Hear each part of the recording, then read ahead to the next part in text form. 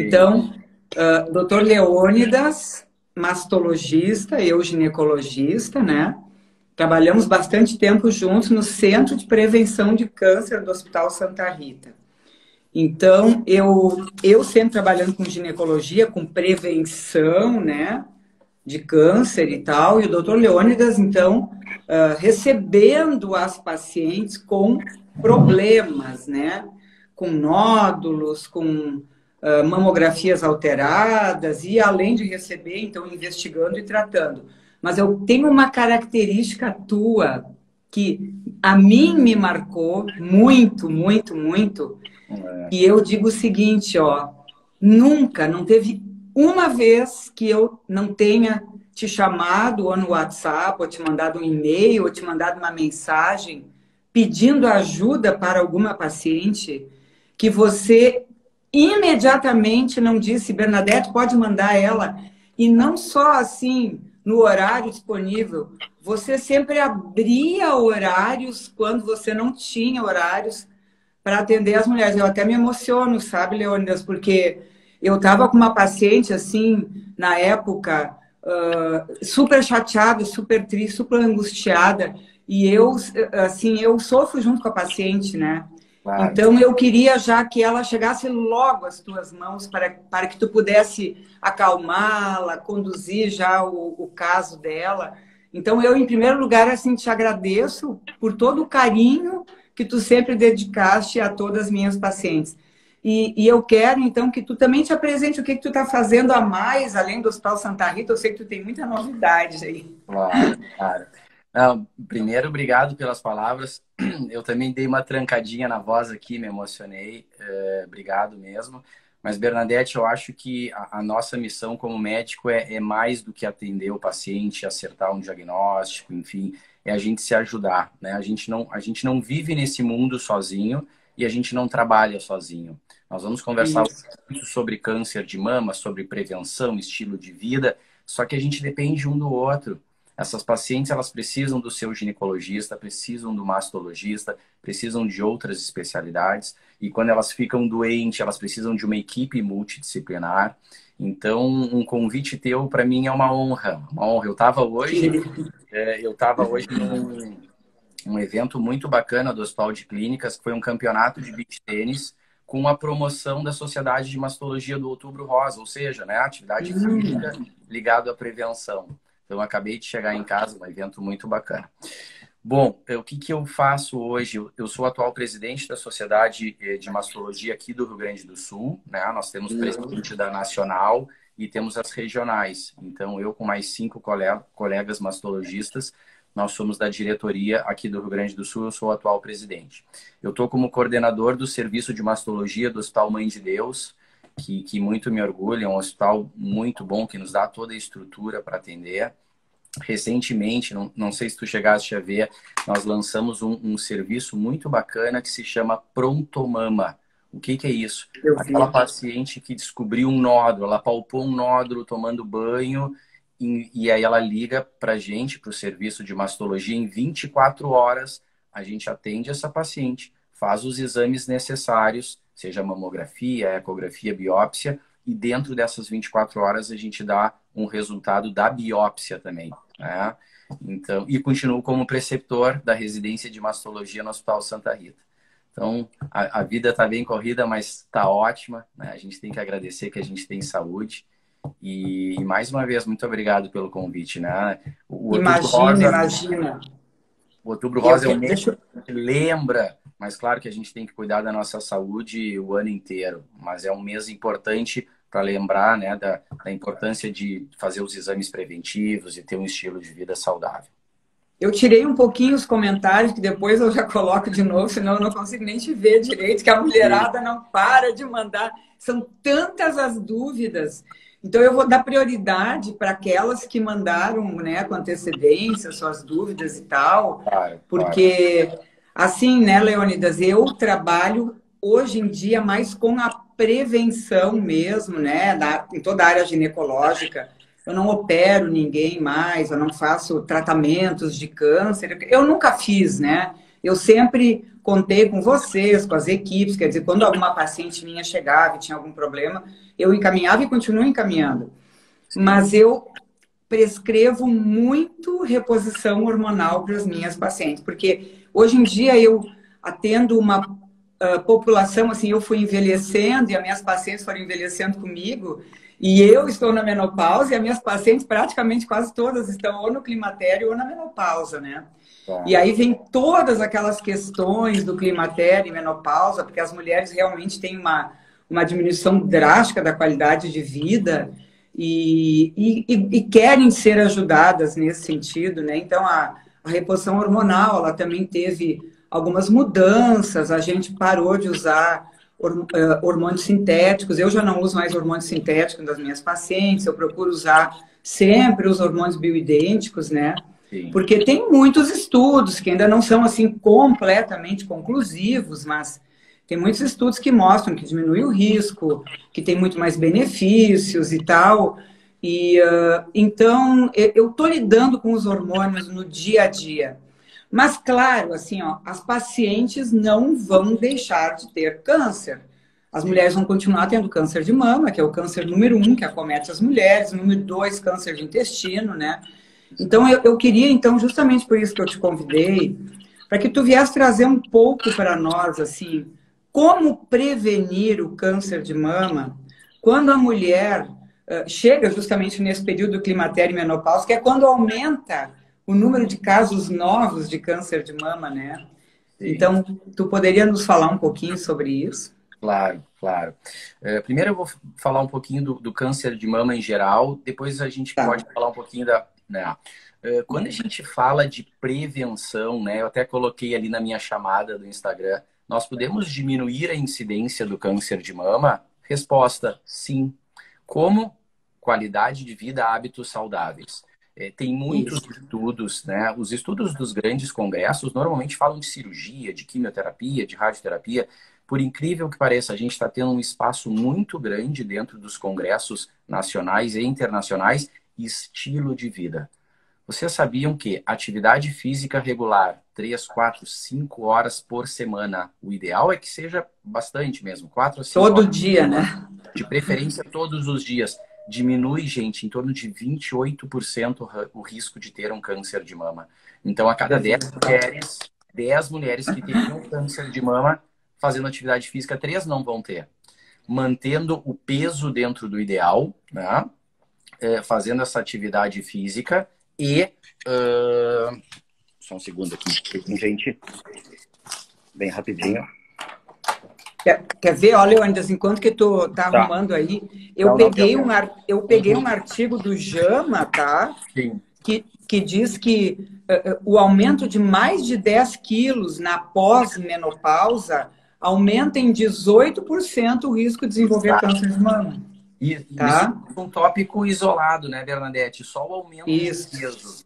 Então, se controlar o peso, fizer atividade física, não fumar, ter um estilo de vida saudável, esse combo, digamos assim, esse conjunto, pode diminuir o risco de câncer de mama em 30%.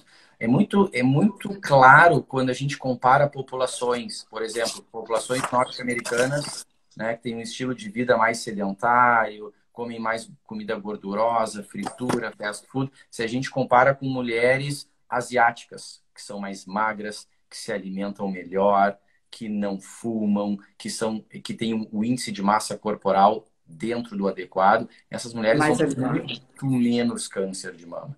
Então, o primeiro braço assim, que eu queria levantar, né, a primeira bandeira a gente tem que fazer a nossa parte. Nós temos que ter um estilo de vida quanto mais saudável possível. E o outro lado é o diagnóstico precoce. A gente tem digamos assim, uma divergência de algumas entidades que sugerem a mamografia a partir dos 50 anos e a cada 2 anos. A Sociedade de Mastologia, a Sociedade de Ginecologia, a Sociedade de Radiologia, tanto brasileira quanto na... Trancou um pouquinho? Tu falaste que a sociedade, daí deu uma trancada, volta a falar. Desculpa. A Sociedade de Mastologia, de Ginecologia e de Radiologia sugerem mamografia a partir dos 40 anos de idade a cada ano. Qual é a base? O que a gente tem de base para propor isso? Vocês sabiam que em torno de 30 a 40% das mulheres têm menos de 50 anos no Brasil com câncer de mama? Então, como que a gente diagnosticaria essas pacientes se nós não fizéssemos mamografia? Apenas na palpação, um nódulo um pouco maior. Né? Então, são duas coisas que a gente tem que ter bem em mente. Ter um estilo de vida saudável para diminuir a incidência. Vai continuar tendo? Vai.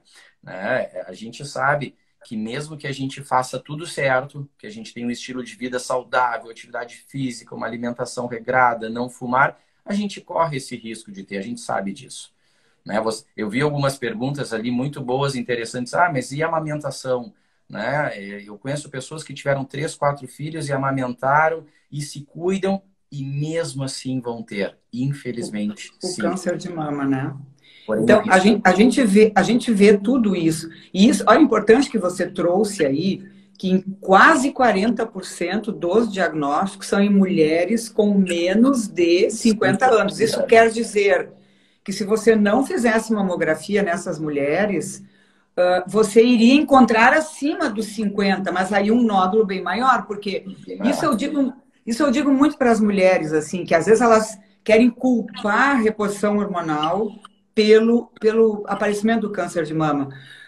Eu sempre digo assim, que a reposição hormonal às vezes pode trazer esse câncer um pouco mais cedo, porque, na verdade, para uma célula de câncer se proliferar e chegar num nódulo que é encontrado já pela palpação, isso vai levar de 10 a 15 anos, isso está publicado, né? Exatamente.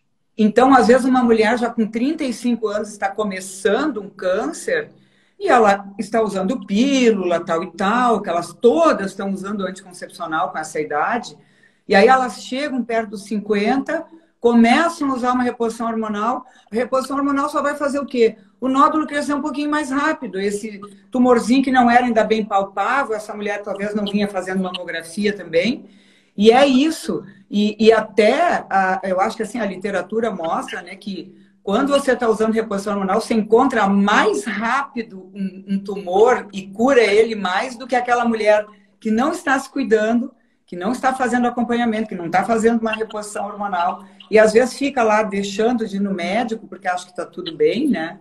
E essa mulher é mais perigoso, né?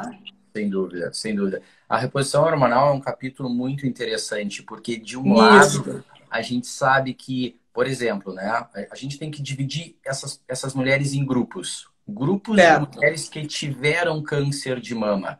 Nesse grupo, infelizmente, nós não podemos fazer reposição hormonal. Até a gente tem uma pergunta aqui, ó, que bom que tu tá tocando nesse assunto, porque ela diz assim, ó, essa mulher, se ela teve um câncer em estágio 3, está tendo uma recidiva.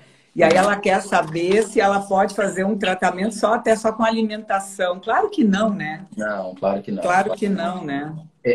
A alimentação, sem dúvida nenhuma, ela ajuda o nosso sistema imunológico, né? Nós estarmos mais fortes para enfrentar os tratamentos, mas sem a medicina de hoje, pelo menos hoje, né, 2021, a gente tem que fazer o tratamento convencional, sem dúvida nenhuma. E o tratamento convencional, ele é a quimioterapia, a radioterapia, né? É isso que esse é o tratamento convencional para o câncer de mama. Depende muito de cada caso, né, Bernadette? Por exemplo, hoje, quando a paciente chega com um nódulo, com uma suspeita de câncer, a gente tem que pedir, além da biópsia, a imunohistoquímica. O que é a imunohistoquímica? Né, para quem é leigo, são as características deste nódulo, para saber se tem os receptores de estrogênio, progesterona, se a proliferação celular ela é mais acelerada ou menos. E dependendo das características desse nódulo e do tamanho do nódulo, nós vamos optar por começar a cirurgia, começar o tratamento pela cirurgia ou começar pela quimioterapia. Nem todas as pacientes vão precisar de quimioterapia, nem todas as pacientes vão precisar de radioterapia. Cada caso a gente vai ter que individualizar, sem dúvida.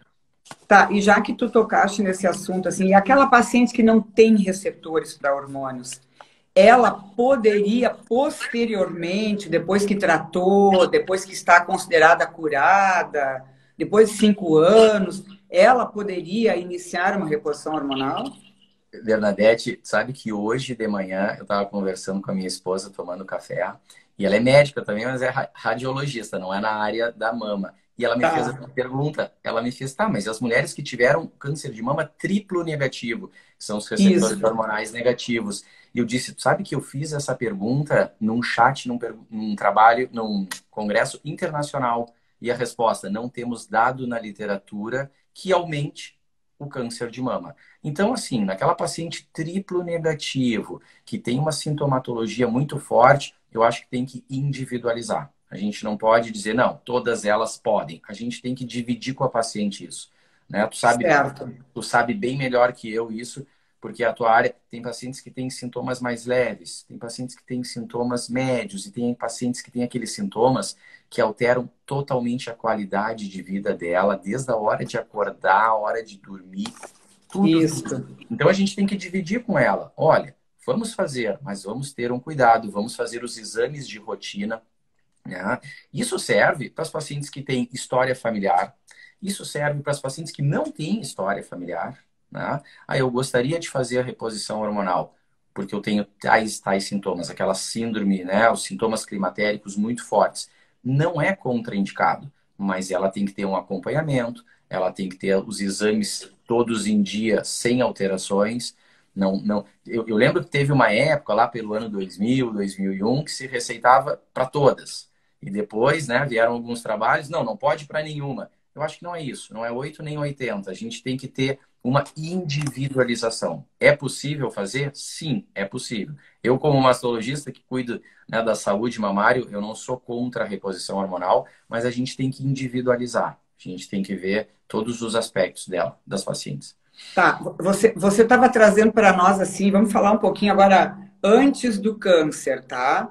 Tá. Então, aquela paciente que tem cistos, que tem nódulos na mama, Uhum. aí ela tem nódulozinhos que foram biopsiados, que são benignos e tal. Essa paciente, em princípio, as mulheres estão perguntando aí, essa paciente Olha, tem um risco aumentado para câncer de mama, aquela chamada doença fibrocística da mama? antigamente a gente chamava de displasia mamária e hoje é alteração Isso. fibrocística. Se ela não tiver história familiar de primeiro grau, o que que é primeiro grau? Pais e irmãos, ela não tem um risco aumentado para câncer de mama. Cistos, fibroadenomas, alteração fibrocística, desde que não tenha feito nenhuma biópsia que tenha demonstrado uma atipia, por exemplo, uma hiperplasia ductal atípica, ela não tem um risco aumentado. Ter lesões benignas, como cistos, lipomas, fibroadenomas, não aumenta o risco de ter um câncer de mama no futuro. Isso não. Nós Olha, temos. maravilhoso o que tu estás trazendo aqui, porque a mulherada já vai dormir mais Bom, descansada hoje à noite, tá? Porque é muito comum. O que eu vejo, assim, ó, hoje eu tento avaliar a mulher como um todo. Aí, quando eu peço exames, essa mulher já tem uma bolinha na tireoide, tem uma bolinha na mama, tem um angiomiolipoma no rim, tem um hemangiomazinho no fígado. Quer dizer, o envelhecimento, ele vai trazendo esses nódulozinhos por tudo que é lado, né? claro. E aí, às vezes, tem qualquer coisinha na mama, a mulher se apavora achando que ela já tem um risco aumentado para câncer, né? Sim, sim. E Leônidas, quem são as mulheres, então? Porque eu sei que o câncer de mama ele tem um risco baixo, um risco médio e um risco alto, né? Tu poderia nos falar um pouquinho assim sobre quem tem risco menor e quem tem risco maior dentro das categorias do risco para câncer de mama? Perfeito. Vamos começar do alto risco. O que que a gente considera Tá. paciente de alto risco? História familiar para câncer de mama em primeiro grau, principalmente mãe. A gente fala pai também, porque a gente sabe que homem pode ter câncer de mama, é raro, mas pode. Então, se essa paciente tiver tido pai ou mãe ou irmã com câncer de mama, ela é considerada uma paciente de alto risco. Se a própria paciente já tiver na sua vida feito uma biópsia com uma hiperplasia atípica, com uma biópsia com carcinoma in situ, que não é um carcinoma invasor, mas é uma lesão pré-maligna, ela também é considerada uma paciente de alto risco. Hoje em dia, Bernadette, e mulheres que estão nos assistindo, e eventualmente homens também, nós temos os testes genéticos. O que é isso? A paciente tem história na família e ela vai lá no médico geneticista, que normalmente nós encaminhamos, né? Os mastologistas, os oncologistas, e ela faz uma avaliação genética. Se ela tiver uma mutação em algum gene, quais são os principais? BRCA1, BRCA2, TP53, PALB2. Então, assim, ó, tem vários genes, mas os principais são esses. Se ela tiver uma mutação, ela é considerada uma paciente de alto risco. De alto risco. Pacientes de baixo risco são 90% da população. Né? A gente considera de 5 a 10% as pacientes que têm uma alteração genética ou uma história familiar. Em torno de 90% são as mulheres de baixo risco, que não têm história na família, que nunca tiveram um nódulo com uma alteração. Repetindo, ter um nódulo benigno não é um fator de risco. Um fibroadenoma, um cisto, um angiofibroadenoma, não, a gente chama fibroadenolipoma, isso é tudo considerado baixo risco. E a turma intermediária, quem são? De médio risco. São aquelas mulheres que não têm história na família, mas não têm uma qualidade de vida saudável. Ou seja, mulheres acima do peso, mulheres que fumam, mulheres que têm uma alimentação rica em gordura, enlatados, embutidos. Carboidratos, né? Muito açúcar, muita farinha refinada. Muito açúcar. Então, essas são umas mulheres de médio risco. Elas aumentaram o risco delas devido ao estilo de vida. Então, é possível, gente, nós baixarmos o risco de ter um câncer de mama apenas mudando os nossos hábitos. E isso, muitas vezes, né, Bernadette, não é falado na mídia. O que a gente escuta na mídia? Faça a sua mamografia, faça a sua mamografia. Isso é uma obrigação. Como nós, homens, temos que fazer exames de próstata, como todos nós devemos fazer os nossos exames de colesterol, triglicerídeos. Fazer a mamografia não é mais do que uma obrigação. A mulher fazer o Papa Nicolau não é mais que uma obrigação. Agora, o estilo de vida saudável é aí que a gente pode diminuir a chance de nós termos um problema. E quando Leônidas, isso... falando sobre a história familiar, é muito comum assim, ó. Eu vou te dar um exemplo clássico de uma paciente que eu atendi essa semana. A avó teve câncer de mama. A mãe não teve. Mas 3 irmãs da mãe tiveram câncer de mama e o tio, o irmão, a mãe foi a única da família que não teve. Então não é um parente direto. Exato. Mas essa história é riquíssima. Exato. Né? O que eu sugeriria? Vamos supor que essa paciente sentasse comigo e me dissesse isso. Olha, a minha avó teve câncer de mama e 3 tias tiveram câncer de mama. Mas e o tio, um homem também. E um tio. O que seria o ideal? Essas mulheres da família, se forem vivas, fazerem um teste genético. E a mãe dela, que não teve o câncer de mama, também fazer um teste genético. Porque ela pode ter herdado, né, essa mutação, muito provavelmente não herdou.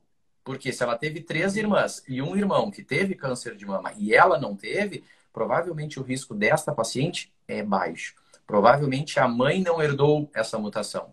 Tá, e me diga uma coisa, e por que ela não fazer o teste genético? Porque ela tem uma filha também. Porque se ela faz, automaticamente a filha dela também vai ter uma ideia. Mas o ideal, Bernadette, é sempre testar o paciente que teve o câncer, para saber se esse paciente que teve o câncer tem uma mutação. Quando é um caso isolado na família, fala mais a favor de ser esporádico, ou seja, não ter uma relação com alteração genética. Mas se teve 3 tias, um tio e a avó, fala a favor de ter alguma mutação. Então, se nós soubermos, vamos supor que eles tiveram o BRCA2, que dá um pouco em idade mais avançada. O BRCA1 é em mulheres mais jovens, 25, 30 anos, e o BRCA2 um pouquinho em mulheres 40, 45 anos. Se elas tiverem essa mutação, seria importante a mãe fazer. Por quê? Porque a mãe é familiar de primeiro grau, que são as irmãs dela, e o irmão, né? E a mãe dela. Então, fazer na paciente que não teve doença, é muito difícil achar alguma alteração. Pode proteger a prole, pode proteger a prole dela daí. E aí, assim, com essa questão, às vezes, muito importante a gente estar falando dessa questão aí, porque isso aí é muito comum também. Ah, minha mãe teve câncer de mama, tá? Mas a mãe teve câncer de mama com 65 anos de idade, certo? E isso não quer dizer que essa mãe não teve o câncer ao acaso, porque é obesa, porque é sedentária. Quer dizer, não é toda mãe que teve câncer de mama que essa paciente está condenada a não poder fazer nenhum tratamento, não poder usar hormônio, porque essa mãe daqui a pouco teve o câncer que não é os 5%. Teve o câncer da população em geral, né? Exato. A gente considera, a gente segue alguns guidelines que é o NCCN, né? E que falam principalmente parentes de primeiro grau com 50 anos ou menos. Porque fala, né? Quando assim, realmente, minha mãe teve, mas foi com 80 anos. Muito provavelmente foi algo, né, que a gente não tem essa explicação. A gente não sabe o porquê. Né? Uma pergunta que a gente tem muito, mas por que o paciente, por que eu tive esse câncer? Muitas vezes a gente não tem essa resposta. Né? Por mais que a paciente faça tudo certo. Mas o que os pacientes têm que entender, o que as mulheres têm que entender, que elas têm como diminuir a chance de ter esse problema. Então, o que tu está dizendo para nós é que quando tem casos na família, a gente tem que se preocupar, que foi uma das perguntas que elas fizeram também, quando esse caso, quer dizer, esse parente, que foi ou a mãe ou a irmã, teve o câncer com menos de 50 anos de idade. Né? Exato. Aí é a preocupação maior. Claro que pode ser 55, quer dizer, a gente está aí numa faixa, né, que tem que ter cuidado a partir daí. E o cuidado, na verdade, é sempre, né? Sempre. Sim. Seja com história familiar ou não. Mas, claro, tendo um parente, principalmente de primeiro grau, em idade jovem, essa atenção deve ser toda especial mesmo. Certo. E quando a gente estava falando há pouco, né, de terapia de reposição hormonal, tá? Hoje em dia tem algumas publicações surgindo dizendo que a testosterona poderia ser utilizada sem risco aumentado de aumentar o risco de câncer de mama, né? Digamos assim, o estrogênio, ele é mais proliferativo sobre a mama, tá?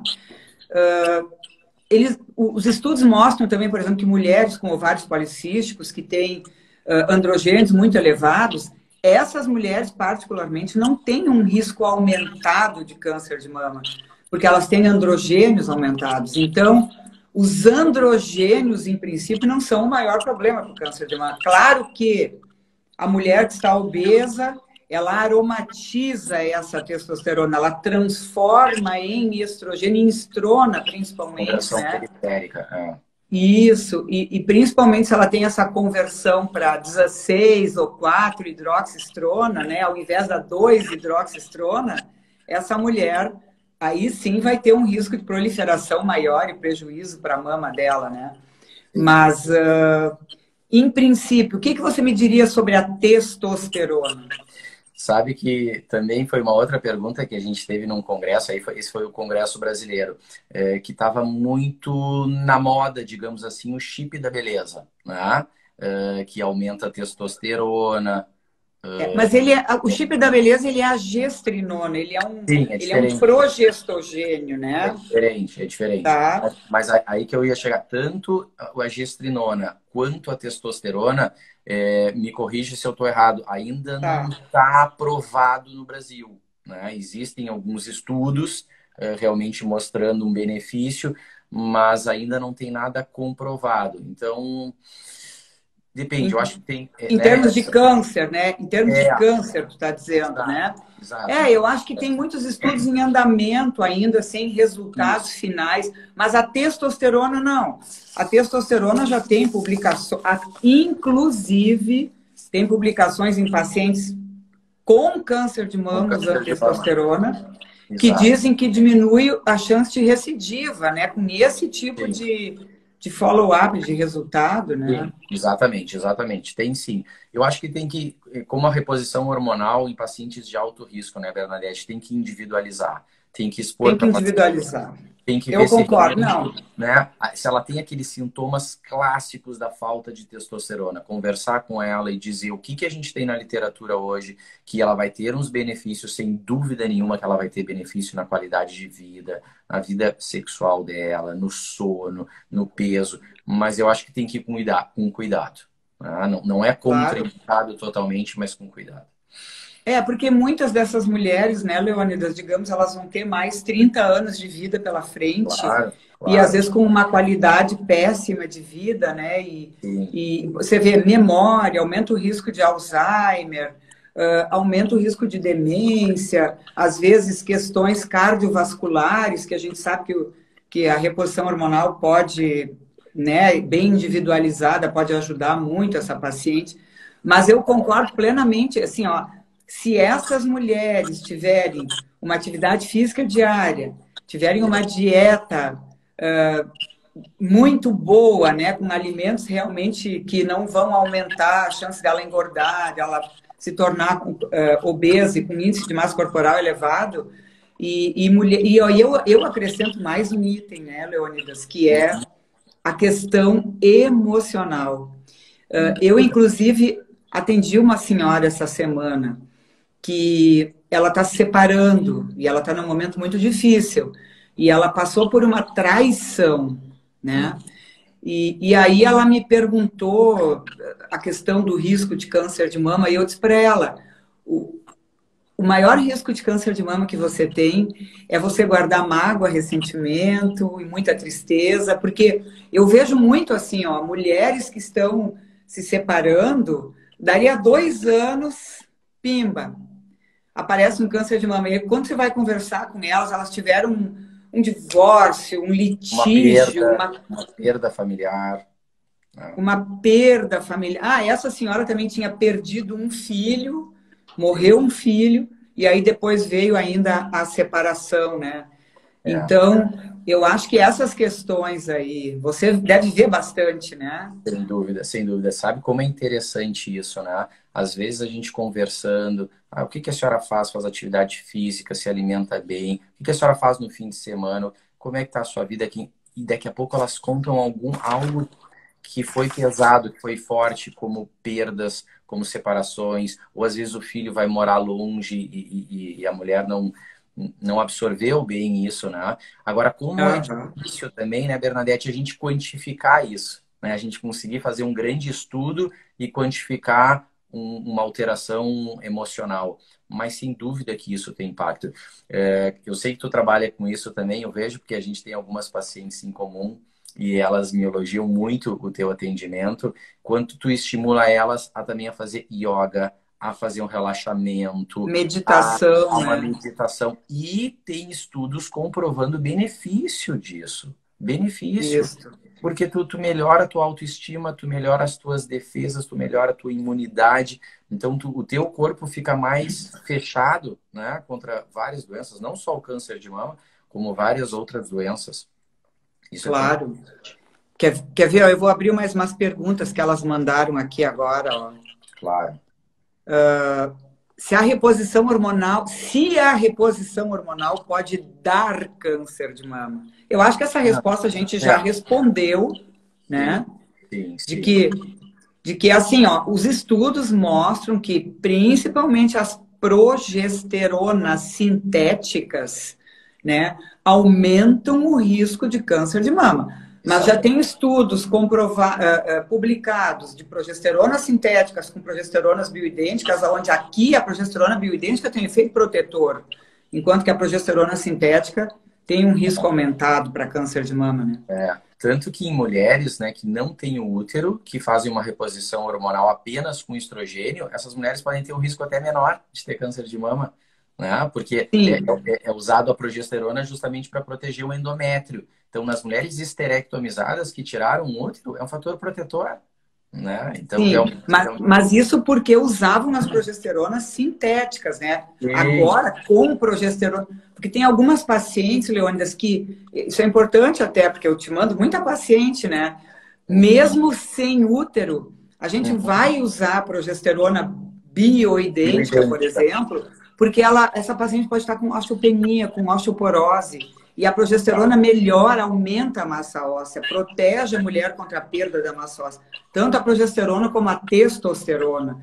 Então, a gente tem que usar o magnésio, a vitamina D, a vitamina K2, a progesterona. Então, mesmo que essa paciente não tenha útero, a gente vai estar usando, mas sempre a progesterona bioidêntica, porque é ela que realmente dá essa proteção maior.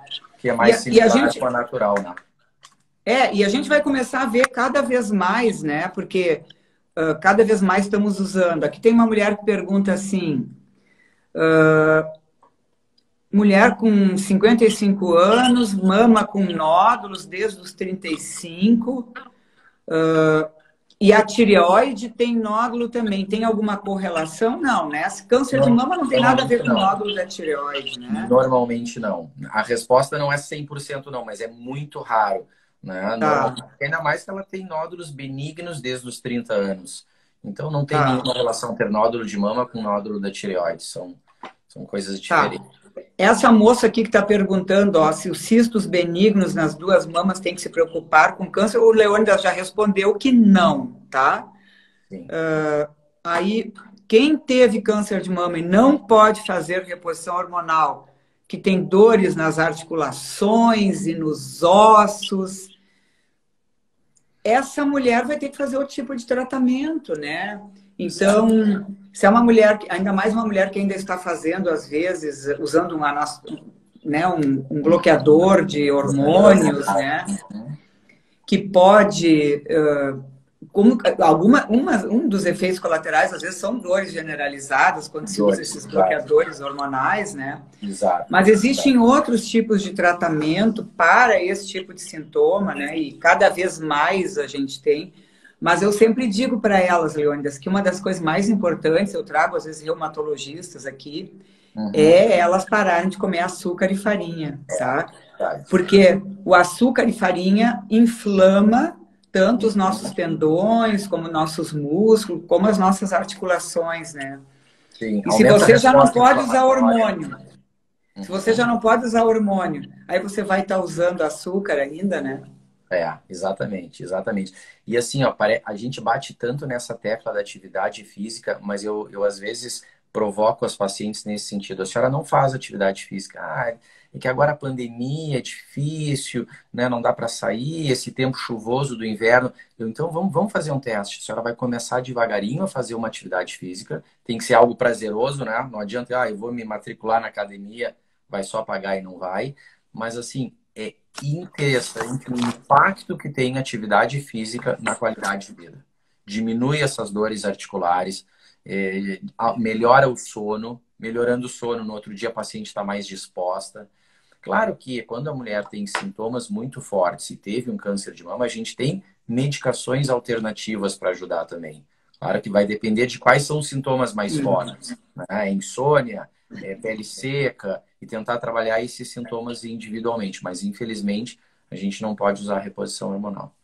Não, e quer ver, Leônidas, olha, em cima do que tu estava falando aí, ó, o exercício, ele vai aumentar a produção da nossa testosterona endógena. Porque uma mulher, mesmo tendo tido câncer de mama e, digamos, entrou na menopausa, fez uma quimioterapia, o ovário não funciona mais, ela continua produzindo hormônios na sua suprarrenal. Quer dizer, essa mulher tem uma produção ainda em torno de 40% dos andrógenos que ela produzia anteriormente, quando ela ainda tinha ovário. Então, a atividade física, no momento que baixa o nosso cortisol, melhora os nossos hormônios da suprarrenal. Melhora a testosterona, melhora o GH, que é o hormônio de crescimento, que também vai melhorar a nossa massa muscular. Baixa a nossa insulina, que é um hormônio inflamatório. Então, aí vai começar a diminuir as dores, porque melhora um pouco a massa muscular, diminui fatores inflamatórios e melhora tudo, né? Sem dúvida. A gente fala tanto nisso, parece meio exagerado, mas é super importante, super importante. Claro que é um conjunto, né? É alimentação. E quando a gente se planeja para isso, não, eu vou mudar minha alimentação, eu vou fazer atividade física. Uma coisa puxa a outra. A pessoa que já estava se alimentando mal e começa a se alimentar melhor, ela vai ter estímulo para fazer atividade física. E quando a gente faz atividade física, parece que a gente chega em casa e não, agora eu vou me alimentar bem. A gente não vai fazer uma atividade física e comer mal. Não, parece que não combina, né? Então é uma mudança de hábitos de vida que realmente tem um impacto bem importante. Leônidas, deixa eu te fazer mais uma pergunta, assim, ó. Existe uma corrente hoje em dia que tem falado para as mulheres que elas não precisam, que a mamografia pode aumentar o risco de câncer de mama, tá? Pois é. E que poderia fazer a termografia, que a termografia é um exame que poderia... O que tu sabe sobre isso? Porque eu digo assim, ó, tem médicos que não estão vendo pacientes com câncer de mama todos os dias como você vê, entende? Então, leem lá um artigo, escutam um profissional, não sei da onde, e eu particularmente acho muito importante, porque como eu trabalhei no hospital de câncer, eu vi pacientes com câncer muitas e muitas vezes, e estava trabalhando contigo direto. Uhum. Então, eu acho muito importante a mamografia. O que você tem para me dizer sobre a termografia? Tem muitos estudos em relação à termografia, mas nenhum ainda comprovou ser melhor que a mamografia. Vocês sabem também que existe ressonância nuclear magnética, que existe tomossíntese. Esses exames são específicos para algumas pacientes que precisam. Mas se nós formos pensar qual é o exame mais importante na prevenção e na detecção precoce, se chama mamografia. E ele tem muitos estudos, inclusive tem estudos brasileiros também, mostrando diminuição de mortalidade. O que nos preocupa em relação ao câncer de mama? É o índice muito alto de mortalidade, né? Claro. O índice muito grande de incidência, a gente vai tentar diminuir com esses aspectos de vida, de qualidade de vida que a gente falou. Também a gente vai tentar diminuir identificando pacientes que são de risco muito alto, que tenham mutação, que a gente pode dar um tratamento diferente para elas. Seja até com cirurgias redutoras de risco, como a Angelina Jolie fez, né? Mas são para casos excepcionais de pacientes com mutação. Agora, impacto em mortalidade, mamografia. Mas tem inúmeros trabalhos, artigos, mas não tem nenhum trabalho importante, significante em relação à termografia ainda. Né, Bernadette? Isso é medicina, a gente está dizendo assim, ó, estamos hoje dia 24 de outubro de 2021. Pode ser que daqui a algum tempo isso mude. E a gente tem que voltar atrás e dizer, não, realmente, tem um estudo mais recente mostrando que tem tal exame que é melhor que a mamografia. Porque os pacientes nos perguntam muito isso, mas doutor, ainda a mamografia é o melhor exame? Aquele exame que aperta, que é desconfortável? Porque a minha vizinha fez a mamografia e não apareceu na mamografia dela. Foi aparecer só na ecografia ou só na ressonância. Verdade. Nem a mamografia não vai pegar todos os casos de câncer de mama. Mas cabe a nós, médicos, sabermos quais exames eu tenho que pedir para aquela paciente. Eu vi que tinha uma pergunta de mama densa. Realmente, quando a mama é muito densa, o que é a mama densa? É aquela que tem um tecido glandular mais duro, mais denso, tem menos gordura e mais tecido glandular. E mais fibrose, né? Mais fibrose, é uma mama mais durinha, mais fibrosada. Realmente, às vezes, é necessário fazer uma ecografia, né? O ultrassom, que é a mesma coisa, juntos. Mas a gente não pode abrir mão da mamografia. Por quê? Tem algumas situações, por exemplo, microcalcificações, que são muito discretas. A gente só consegue ver na mamografia, a gente não consegue ver na ecografia. Então, resumindo, hoje ainda é o melhor exame a mamografia, com impacto em mortalidade. O que é isso? Quanto mais cedo descobrir, quanto menor for o nódulo, quanto mais cedo fizer o tratamento, as chances de cura são altíssimas, giram em torno de 90% a 95%. Então, hoje, a mamografia é o melhor exame. Termografia, ainda não tem nada comprovado. E existe algum estudo, porque da onde que tiram isso? Existe algum estudo publicado de que a mamografia pode aumentar o risco de câncer? Você conhece algum estudo não, assim? Não tem. Eu sei que tem essa corrente. Todos os anos, essas conversas, WhatsApp, grupos, agora mesmo no outubro, que é o Outubro Rosa, a gente viu algumas campanhas, não faça mamografia, porque isso pode causar câncer. Mostrem um estudo que provoca o câncer. Pois Isso não tem. Né? É isso que eu vejo médicos, às vezes até nessa minha linha, na linha integrativa, que estão propagando essas ideias, né? Porque eu digo assim, eu estou muito no meio, assim, eu adoro a linha integrativa, eu estou fazendo a pós-graduação do Dr. Lair Ribeiro agora, tá? Então, é uma medicina do futuro, são coisas que até nós não temos ainda ao alcance, às vezes, da nossa mão, né? Mas, ao mesmo tempo, a medicina convencional, ela trata o paciente, quer dizer, o nosso paciente trata e salva vidas, né? Como você mesmo estava dizendo, a gente reduz mortalidade, né? Exato. Que eu acho super importante, né? Sim, sim. E isso tem há muito tempo, né, Bernadette? Então, sempre tem que a mamografia... Só que, assim, não existe nenhum estudo comprovando que não tenha benefício. A mamografia tem muito benefício. Gente, para vocês terem ideia, a mamografia pode reduzir 40% de mortalidade. Não tem nenhum estudo que chegou perto disso. Tem outros médicos, como que tu citou, e outros que, infelizmente, em relação a este tópico, eu não vou discutir outros, fazem um desserviço à medicina, fazem um desserviço à mastologia, à saúde mamária. Em outros tópicos, tem sentido o que ele fala? Eu acredito que sim, mas em relação a isso da mamografia, é diferente do que a gente estava conversando antes, né? Em relação à reposição hormonal. A reposição hormonal, dependendo do caso, a paciente pode ser individualizar cada caso. Em relação à mamografia, não tem esse espaço.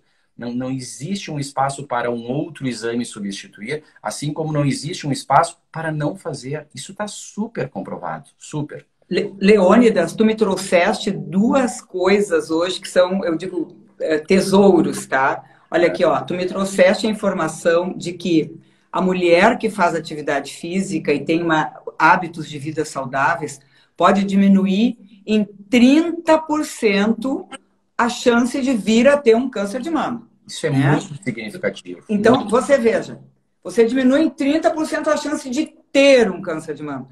Agora, o segundo tesouro que tu estás me trazendo é que se eu tiver um câncer de mama, se eu fizer uma mamografia, né, com cuidado e anualmente e tal, eu posso diminuir em 40% a mortalidade, né, deste câncer. Ou seja, poxa vida, se nós temos esses recursos, né, de mudar a nossa vida, mudar a nossa dieta, deixar de fumar, o álcool é um problema muito sério também, porque o álcool ele baixa muito a imunidade das mulheres, né? E aumenta o risco de doenças. Então, o álcool é uma droga social, mas se as pessoas parassem de beber completamente, o quanto que não ia diminuir o risco a incidência de muitos cânceres? A gente nem tem essa resposta. Não, né? Não tem como quantificar, é muito, né? Realmente. Claro, em relação ao álcool, os estudos falam em relação a doses, né? A doses pequenas, doses sociais, passou dessa dose, o risco relativo realmente começa a aumentar. Isso serve principalmente para os destilados, mas também para todos os tipos de bebidas. Se aumenta a dose, aumenta o risco. São muitos fatores, né, Bernadette? Quando a gente fala de câncer, existem muitos tipos de câncer que têm uma ligação direta muito forte com um fator de risco. Por exemplo, câncer de pele, né, com sol, câncer de pulmão com cigarro, o HPV, o papiloma vírus humano com colo do útero. Agora, mama é um conjunto de fatores. A gente não tem um vilão, a gente tem um conjunto de fatores.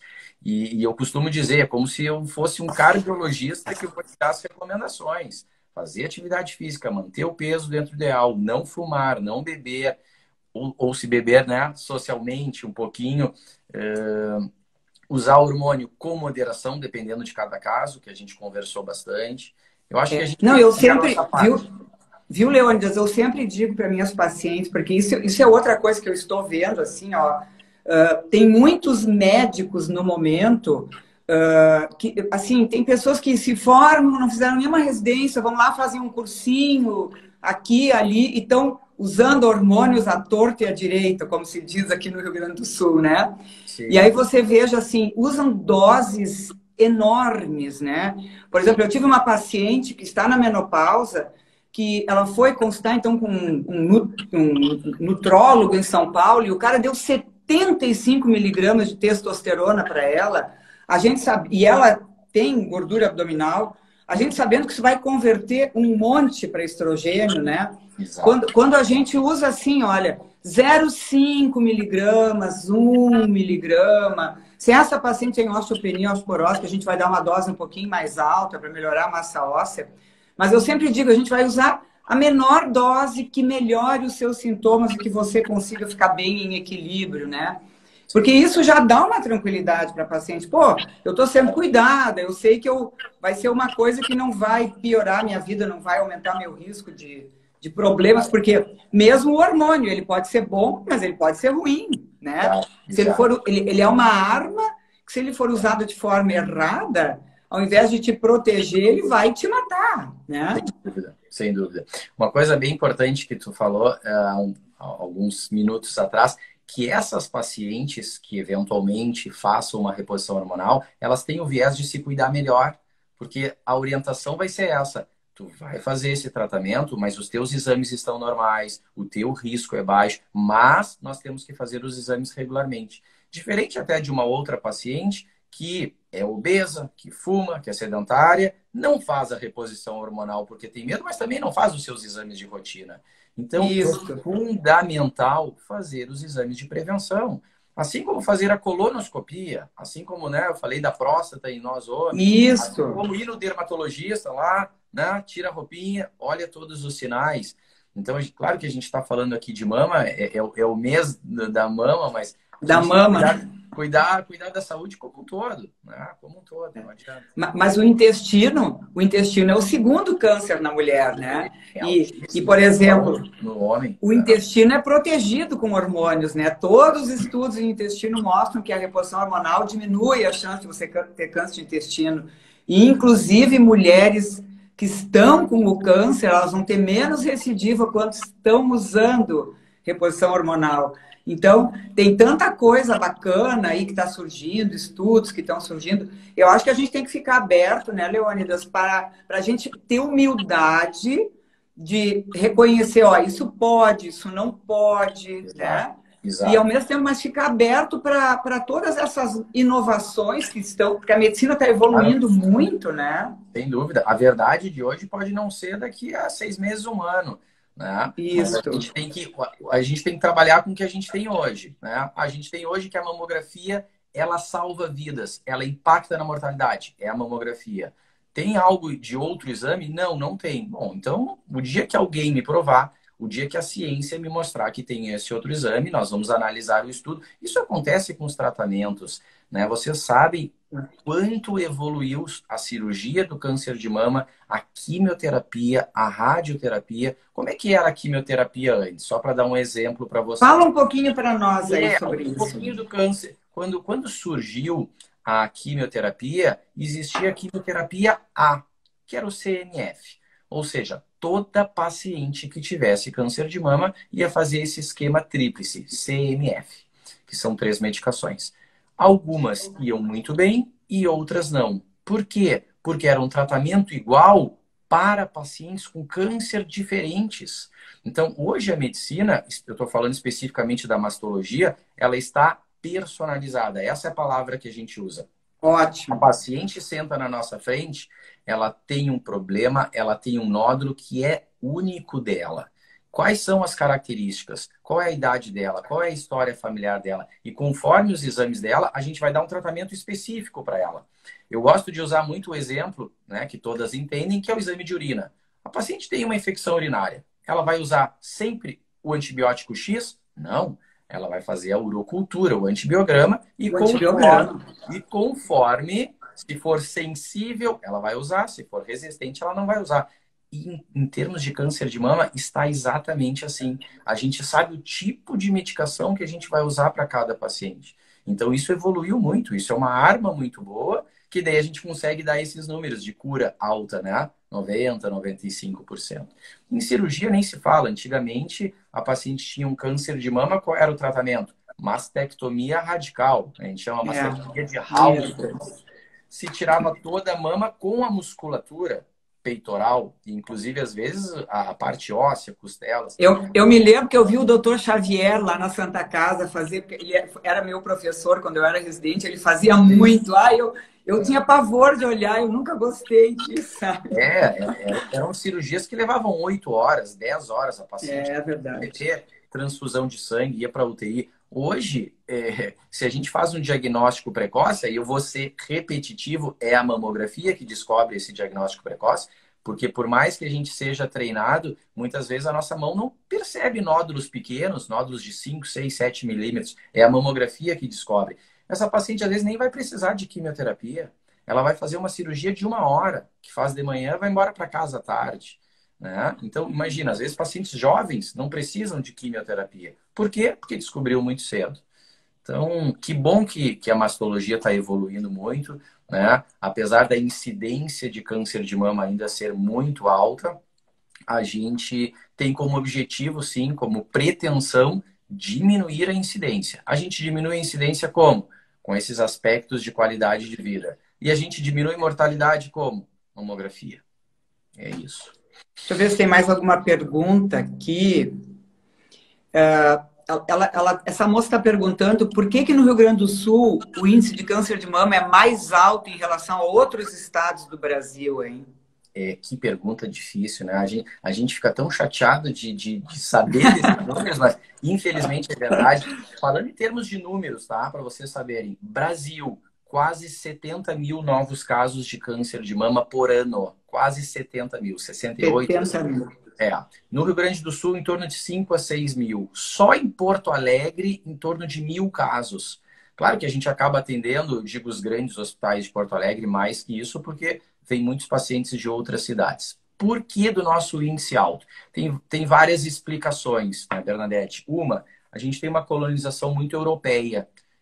Italianos, alemães, onde lá tem muitas mutações, tem muitas alterações genéticas. Esse é um dos fatores. Outro, a mulher gaúcha, assim como várias outras, elas têm deixado para ter os seus filhos um pouco mais tarde. Antigamente, a minha mãe me teve com 20 anos, né? 20, a minha 22, também. Hoje, a mulher vai ter filho depois dos 30. Perto dos 40. Perto dos 40, se não for mais. Né? Por quê? Porque ela está estudando, ela está no mercado de trabalho, ela quer fazer uma pós-graduação, aí ela casou, aí ela quer aproveitar um pouco o casamento. Então, esse atraso, digamos assim, na gestação é um fator de risco. A gente sabe, até falando um pouquinho da amamentação, que eu vi que foi uma pergunta, se a mulher tiver um filho com 18 anos e amamentar, essa glândula mamária dela vai ser totalmente desenvolvida, tá? Agora, se a mulher tem 70, 80 anos de vida e nunca amamentou, essa glândula mamária dela não vai ser totalmente desenvolvida, propiciando alguma alteração celular. Então, é bem importante essa questão da amamentação. Então, respondendo à pergunta do Rio Grande do Sul, as mulheres engravidam mais tarde, né? As mulheres, às vezes, não fazem tanta atividade física, né? O frio deixa elas mais em casa, o sobrepeso. Então, é um conjunto de fatores. E, Leônidas, então, deixa eu te fazer mais uma pergunta. O nosso tempo está quase acabando, mas pena, tinha que ser 2 horas, não 1 hora só, de tanta coisa que a gente quer saber de ti. Sim. Eu acho que cortar. Tudo já mostrando. Existe algum estudo mostrando que mulheres que fazem essas fertilizações teriam um risco aumentado para câncer de mama? Porque aí sim, elas são submetidas, às vezes eu conheço mulheres que fazem 5, 6, 7, 10 processos de fertilização, né, para engravidar. E essas são submetidas a altas doses hormonais, né, para poder ovular, para liberar óvulos e tal. Você conhece alguma coisa sobre isso? Não, não tem. Até assim, ó, não tem nenhum estudo comprovando isso, mas a gente sabe que é uma carga, uma dose hormonal muito alta de uma vez, né? Mas até dando um exemplo, as pacientes que têm câncer de mama, por exemplo, e são jovens, e vão ser submetidas a uma quimioterapia. Muitas vezes a gente encaminha essa paciente para médicos que trabalham com fertilidade, para fazer a preservação de óvulos, Retirar óvulos. retirar óvulos. E eles fazem uma indução de ovulação. Então, não teria problema, não teria problema. Claro, como isso é, digamos assim, dentro de todo um tempo que nós temos de vida, é um tempo curto, né, do trabalho da fertilidade, que é uma área que evoluiu muito também. Nos dias de hoje, a gente não tem essa resposta que possa, tanto que a gente... Eu acho que isso é muito recente ainda, porque o que a gente tem começado a ver, que pacientes que se submeteram às vezes, a fertilizações, podem ter uma menopausa um pouco mais cedo, né? Porque parece que a menopausa, ela está adiantando um pouco. A média era 51 anos, agora já está vindo para 50, 49, 48. E muitas dessas mulheres, às vezes, se submeteram a fertilizações, ou seja, estimularam folículos e esses folículos gastaram antes do tempo, né? Sim, que a mulher já nasce com um número, né, pré-determinado. X até quando ela vai, né, terminar. Mas aí se você gasta antes, claro, você vai ter aquele tempo a menos, né? Sim, exatamente. Deixa eu ver se tem mais alguma pergunta para a gente poder te liberar. Essa aqui já perguntou. Essa aqui está dizendo que o doutor Leônidas é meu anjo, desde 2010, cuidando das minhas mamas. E na quarta-feira vamos operar a mama direita. Ó, acho que é uma paciente tua aí, querida, que gosta muito de ti, tá? Legal. Ó, então, aqui, essa moça pergunta, como saber se a reposição que estou fazendo é bioidêntica? Uso Steli. O Steli é um cremezinho de estriol, né, que usa a nível vaginal, completamente bioidêntico, nenhum problema. Até essas pacientes, às vezes, que têm alguma indicação de daqui a pouco ter mais cuidado com a reposição hormonal, podem usar localmente, né, estrogênios como o estriol, que não tem uma potência estrogênica tão alta como o estradiol. Então, tem pacientes lá que tiveram um histórico, às vezes até que tiveram no passado um câncer de mama, que foi triplo negativo, por exemplo. Depois de 10 anos desse câncer, a paciente tem dificuldade para ter relação sexual.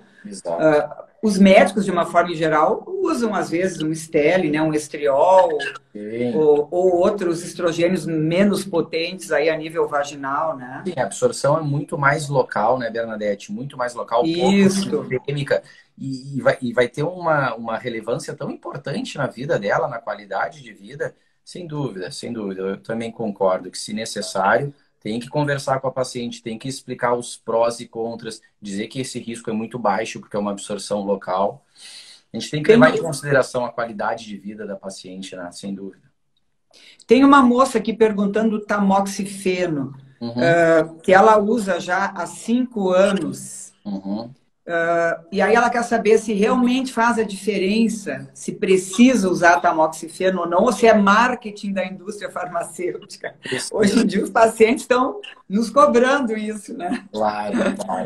Não, precisa. Claro que depende de cada caso, né? O tamoxifeno, ele é usado principalmente em mulheres na pré-menopausa, ou seja, mulheres que ainda estão menstruando, que tiveram câncer de mama, é o único medicamento autorizado. Na pós-menopausa pode ser usado o tamoxifeno, mas também pode ser usado os inibidores da aromatase, que daí tem 3 classes de medicamentos. Mas, sem dúvida, só para vocês terem ideia de número, tá? O tamoxifeno, ele diminui um risco de uma recidiva em torno de 50%. Gente, vocês lembram que a gente falou alguns minutos atrás que a atividade física, o peso, a alimentação diminui 30%, para vocês verem a força que tem os hábitos de vida saudáveis.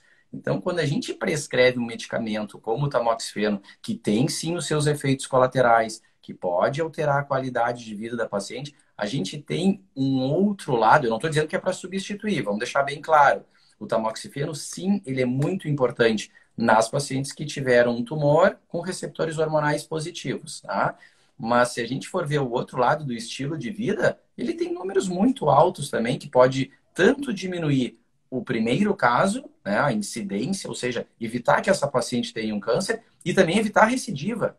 Quando as pacientes que já tiveram câncer fazem acompanhamento comigo, uma das coisas que eu mais incomodo, e quem é minha paciente sabe, se está fazendo atividade física, se está no peso adequado, porque isso diminui recidiva. Isso diminui a chance de voltar a doença. Então, diminui a incidência e diminui recidiva. Quer dizer, diminui a chance de ter câncer e diminui depois também, se você já teve o câncer, a recidiva. E o tamoxifeno, na fase, então, pré-menstrual, vai diminuir em 50% a chance de uma recidiva. Pré-menopausa, sim. Pré-menopausa, né? Desculpa, na pré-menopausa. Diminui em torno... Isso, em torno de 50% o risco de ter um novo tumor. E se a gente associa ainda os fatores biológicos de cada tumor e a qualidade de vida, dependendo, a paciente tem um risco muito baixo de ter uma recidiva. Ô, Leônidas, fala só mais um pouquinho para nós sobre o tal do linfonodo sentinela, qual é a importância que o pessoal está perguntando aí também, tá? Claro. Antigamente, todo o tumor de mama, a gente fazia mastectomia, retirada de toda a mama. Depois de um tempo, foram feitos alguns estudos que não precisava tirar toda a mama, se fazia o quadrante, mas sempre se fazia o esvaziamento axilar, na axila. Por quê? Muitas pacientes perguntam, mas o meu problema é na mama, por que tu vai mexer na minha axila? Porque a disseminação do câncer de mama, ele tende a ser primariamente via linfática. Então, ele vai da mama e podendo atingir os linfonodos axilares. Há uns 20 anos atrás, nós tirávamos todos os linfonodos da axila. Se chama esvaziamento axilar ou linfadenectomia axilar. E se viu que não tinha benefício em tirar todos. Então, hoje, o que a gente faz é a técnica do linfonodo sentinela. A gente injeta um contraste na mama e a gente acha o primeiro linfonodo da axila. Sentinela, né, como o nome diz, é o guardião ali da axila. E se esse sentinela, se esse linfonodo ele é negativo, não tem por que nós tirarmos os outros. E isso tem um impacto muito importante no braço da paciente, né, evitando inchaço, linfedema, dormência, parestesias, né, que é o formigamento. Então, a cirurgia, como a gente tinha falado, ela evoluiu muito. Hoje a gente faz uma cirurgia de 50 minutos, 1 hora, e tratando bem essa paciente. Tirando um linfonodo sentinela por um corte pequenininho, tirando o nódulo com margem. Então, o linfonodo sentinela é isso. Leônidas, eu sei que teria mais um monte de perguntas ainda se eu fosse olhar aí, mas você está cansado, teve um dia longo aí, tem que descansar. E olha, eu não tenho palavras para te agradecer, assim, ó, foi maravilhosa a nossa live. Eu acho que a gente trouxe um monte de informações para essas mulheres aí, né? Porque eu aqui nas minhas redes sociais, por exemplo, eu estou batendo todo dia na tecla de fazer atividade física, de emagrecer, de mudar o estilo de vida, de mudar o pensamento. Hoje de manhã eu meditei com elas aí no meu Instagram, que eu medito e tal. Então, eu estou sempre incentivando tudo isso. Eu adorei assim que tu trouxeste essas questões, porque a gente vê que nós estamos em sintonia, nós estamos dando a mesma mensagem para elas, né? Porque mesmo que eu esteja trabalhando na prevenção e você já trabalhando com a doença, com a prevenção também, mas com a doença propriamente dita, eu acho que nós fazemos parte de um elo, de uma corrente, né? Que quanto mais a gente tiver uníssono e falando a mesma linguagem, aí é tão bacana para as mulheres se sentirem. E outra coisa, viu? Mesmo tu ficando famoso, eu vou continuar te mandando as minhas pacientes. Isso, é uma honra, é uma honra. Não, nada disso, nada disso. Eu que te agradeço muito o convite. Quando tu me convidou, eu não pensei 2 vezes, não. Sem dúvida, até porque eu te admiro muito no teu trabalho, tu como pessoa é uma querida. E isso que a gente faz, Bernadette, não só tratar a doença, ver o paciente como um todo, sabe? Ver a parte psicológica dele, ver a parte do peso. Quando um paciente senta na nossa frente, mesmo que tenha uma queixa específica, é um momento, às vezes, da gente cuidar de um todo dela. Né? Claro. Então, para mim foi uma honra, foi muito legal esse bate-papo. Passou rápido, agora eu estou olhando o relógio aqui, eu vi que passou. Gente, já é 1h10 já. Daqui a pouco cai o Instagram. Não, obrigado, tá? Leônidas, muito obrigado. Uma boa noite para ti, um trabalho maravilhoso, que tu seja muito iluminado por Deus, que eu sei que tu tá muito amparado, porque tu ajuda muito as mulheres, viu? E eu quero te agradecer, assim, em nome das mulheres, tudo que tu tem feito pelas mulheres aí, que é muito, muito importante, tá? Obrigado. Muito obrigado, hein, querido? Eu que te Tá? agradeço e estou sempre à disposição. Me chama que a gente bate mais um papo qualquer hora. Um beijo no teu coração, tá, Leônidas? Beijo também, beijão. Obrigado. Tchau, querido. Boa noite para todos. Boa noite para todas as mulheres aí. Boa noite. Tchau, gente.